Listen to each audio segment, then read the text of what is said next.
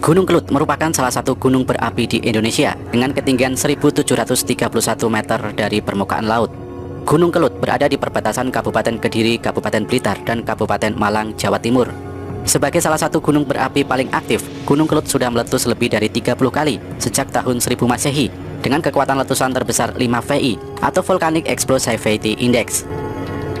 Ketika danau kawah yang eksotis menjadi kubah lava atau anak Gunung Kelut, popularitas wisata Gunung Kelut tetap berada pada tempatnya, hingga akhirnya meletus pada tahun 2014.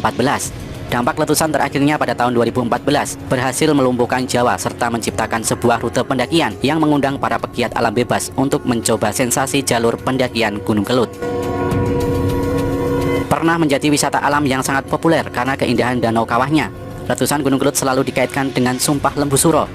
Ada berbagai versi yang menceritakan tentang Lembu Suro yang menjadi legenda Gunung Kelut di masyarakat Blitar dan Kediri. Gunung Kelut atau Kelut dalam bahasa Jawa berarti sapu, sedangkan dalam bahasa Belanda disebut Klut, Klot, Kloet atau Kloete. Nama Gunung Kelut berasal dari kata Jarwo Doso, yaitu dari kata ke yang berarti kebak, dan lut yang berarti ludira, yang artinya bisa merenggut banyak korban tidak berdosa. Legenda Gunung Kelut tak pernah lepas dari cerita Lembu Suro. Lembu Suro adalah tokoh legenda manusia berkepala lembu yang dikhianati cintanya. Dan berikut beberapa versi yang menceritakan tentang asal mula Sumpah Lembu Suro. Dewi Kili Suci adalah putri Jenggolo Manik yang cantik jelita. Karena kecantikannya dia dilamar oleh dua orang raja yang bukan dari bangsa manusia. Satu berkepala lembu bernama Raja Lembu Suro, satu lagi berkepala kerbau bernama Raja Mahisasuro.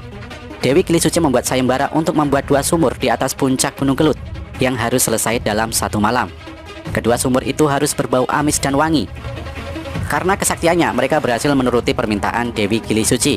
Namun Dewi Kili Suci tidak mau diperistri.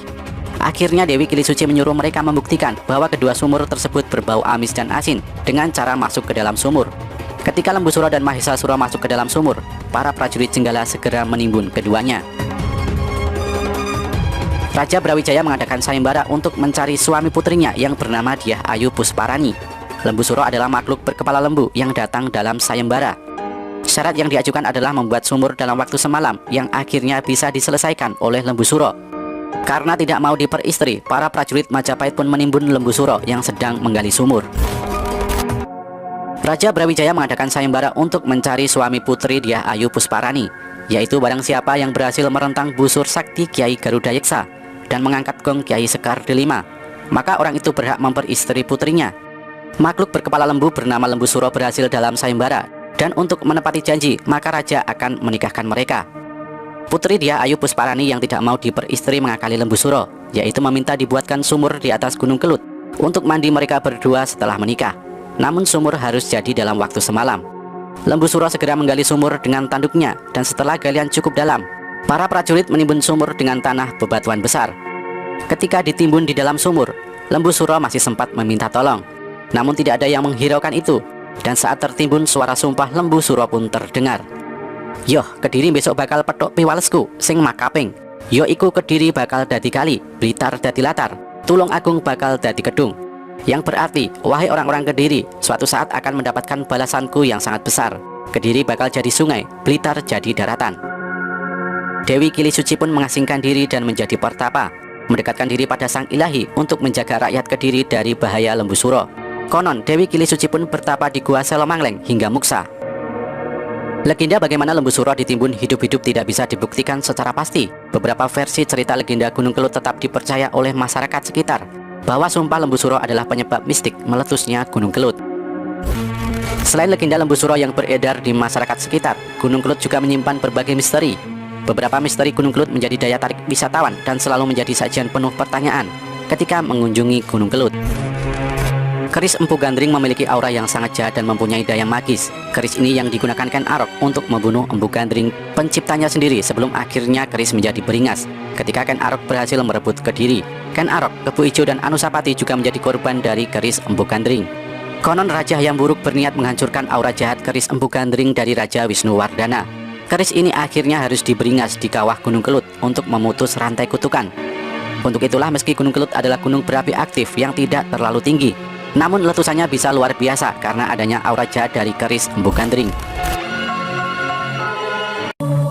Berdasarkan legenda, dahulu ada dua orang bidadari yang sedang mandi di telaga. Karena tidak bisa menahan diri, kedua bidadari ini melakukan perbuatan tercela yang akhirnya diketahui oleh dewa yang mengutuk mereka menjadi buaya.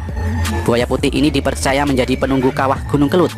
Konon ketika letusan Gunung Kelut memakan korban jiwa, para korban diambil oleh dua bidadari itu. Jika laki-laki diperlakukan sebagai suami, dan jika perempuan diangkat menjadi saudara. Bagi warga yang berada di sekitar lereng Gunung Kelut mengenal istilah Wage Keramat, di mana Wage adalah hari pasaran penanggalan Jawa yang identik dengan meletusnya Gunung Kelut. Upacara adat yang diadakan setiap bulan Suro ini dimaksudkan untuk menolak bala sumpah Lembu Suro. Bagi umat Hindu, ritual ini dilakukan sebagai wujud syukur kepada Sang Yang Widi. Raja terbesar Majapahit Hayam Wuruk dan Presiden Republik Indonesia Soekarno lahir bersamaan dengan meletusnya Gunung Kelut. Ini menciptakan suatu mitos di Jawa Tengah. Kalau Gunung Kelut meletus berarti akan terjadi perpindahan kekuasaan. Letusan Gunung Kelut dianggap sebagai adanya perubahan politik dan sebuah pertanda besar. Seperti letusan tahun 1811, terjadi sebulan sebelum serbuan Inggris ke Indonesia. Tahun 1901 menandai awal gerakan politik Indonesia. Tahun 1919 menandai awal gerakan kebangsaan Indonesia. Dan pada tahun 1966 menandai pergantian Orde Lama menjadi Orde Baru. Itu tadi adalah misteri dan legenda Gunung Kelut yang melekat di masyarakat yang tinggal di lereng Gunung Kelut. Legenda Lembu Suro akan tetap menjadi latar belakang dan cerita hangat di balik setiap letusan Gunung Kelut yang membawa suatu pertanda besar di Nusantara.